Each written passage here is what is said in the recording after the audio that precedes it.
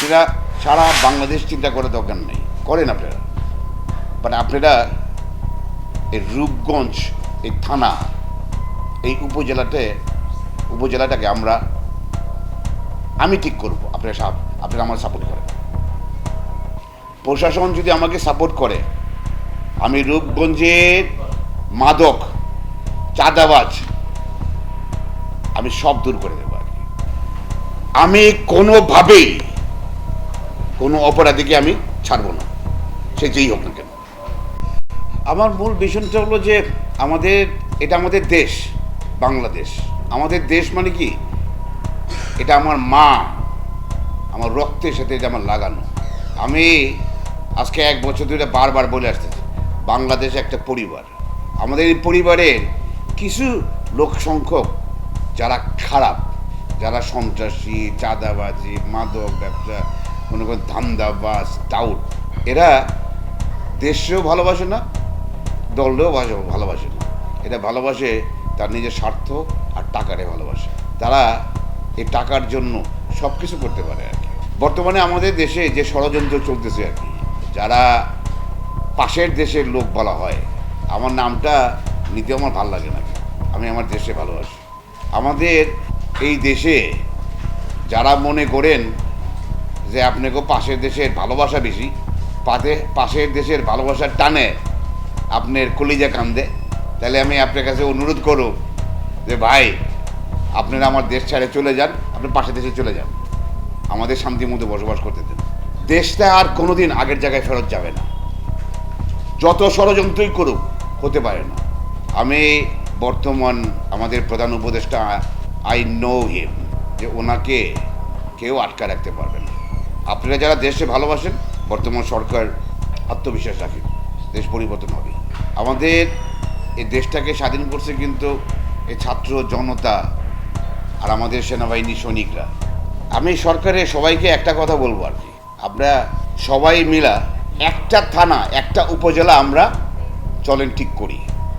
বাংলাদেশের সবচেয়ে খারাপ জায়গা, মানে ক্রাইম যেগুলো বলে, ক্রাইম খারাপ জায়গাটা হলো আপনার রূপগঞ্জ। আপনি যেমন মনে করছেন রূপগঞ্জ দেশ পরিবর্তন হয়েছে, রূপগঞ্জ এমন একটা জায়গা, ওটা কোনো পরিবর্তন হয় নাই।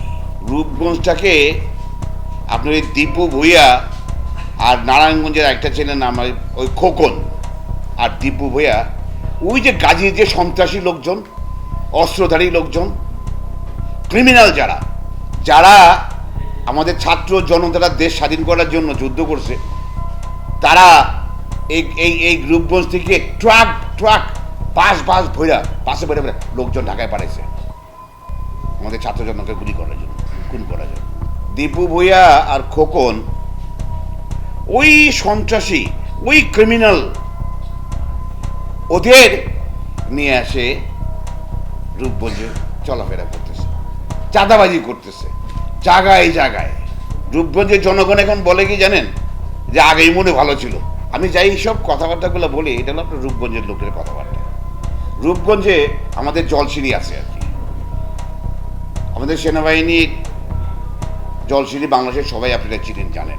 যেখানে আমাদের জলসিঁড়ি আছে সেই জায়গাতে, সেই থানায় আপনি ক্রাইম থাকবে, এটা মেনে নেওয়া যায় না। সেনাপ্রধান মহোদয়কে আমি অনুরোধ করব, আমি সরকারের সর্বোচ্চ লেভেল লোকজন যারা আছেন, আমি সবাইকে অনুরোধ করব, আপনারা সারা বাংলাদেশ চিন্তা করার দরকার নেই, করেন আপনারা। বাট আপনারা এই রূপগঞ্জ, এই থানা, এই উপজেলাটাকে আমি ঠিক করব। আপনারা আমার সাপোর্ট করেন। প্রশাসন যদি আমাকে সাপোর্ট করে, আমি রূপগঞ্জের মাদক, চাঁদাবাজ আমি সব দূর করে দেবো আর কি। যেমন আমাকে কিছুক্ষণ আগে একটা লোক জিজ্ঞেস করছিল, ভাই আপনি তো জনপ্রতিনিধি না, আপনি জনপ্রতিনিধি না হলে আমার সামাজিক কাজ করতে হবে না। এই ধারণা সম্পূর্ণ ভুল, রং। আমাদের প্রধান উপদেষ্টা কি উনি জনপ্রতিনিধি ছিলেন? রূপগঞ্জটাকে আমাদের যে কোনো মূল্যে হোক, এটাকে আমাদের পরিষ্কার করতেই হবে। আমি সবাইকে অনুরোধ করবো যে আপনারা সবাই আমাকে সাপোর্ট করেন। বর্তমান সরকারের নিয়ে আপনারা আস্থা রাখেন, কোনো ষড়যন্ত্রই কাজে লাগবে না। তার জন্য আপনার এই রাস্তাঘাটের মস্তানে ওদের সাথে দৌড়াদৌড়ি করা, মারামারি করা, পিটাপাটি করা কোনো এগুলো করে আপনি পারবেন না, বিকজ গাজী যেইভাবে তার বাহিনী তৈরি করেছে আর কি, এটা সেই বাহিনী এখন দীপু ভুইয়া আর খোকনের সাথে আছে। তারা জায়গায় জায়গায় চাঁদাবাজি করতেছে। আমি তারেক রহমান সাহেবকে আমি অনুরোধ করবো আর কি, আপনি একটা জায়গা, শুধু একটা জায়গা রূপগঞ্জটাকে দয়া করিয়া আপনি এই রূপগঞ্জবাসীকে একটু শান্তি দেওয়ার জন্য আপনি এই যে দীপু ভুইয়া যে আমি যা বলতেছি এগুলো সব রূপগঞ্জবাসীর কথা, কিন্তু আমার কথা না। আমাকে পার্সোনালি মনে করবেন যে আমার কোনো কথা আর কি। একটা উপজেলাকে ঠিক করার জন্য আমি আপনার সহযোগিতা চাই আর কি। আপনারা সাপোর্ট করেন, দেখেন রূপগঞ্জটাকে কীভাবে পরিবর্তন করতে পারি। এই ক্রিমিনাল যেগুলো আপনি বলছেন, আপনার এই দীপু ভুইয়ার বাহিনী কাজী যেইভাবে প্রতিটা জায়গাতে যেভাবে কাজ করে গেছে, সামনে আপনি দীপু, সেই একই গাজী বাহিনী। গাজী বাহিনী কারা? এই ক্রিমিনাল যারা, এই সন্ত্রাস যারা, ওই একই বাহিনী, খালি সামনে সাইনবোর্ডটা দীপু। আমি তো বারবার করে বলেছি, আমি এখনো বলি, তারেক সাহেব অনেক স্যাক্রিফাইস করেছে, জেল খাটে,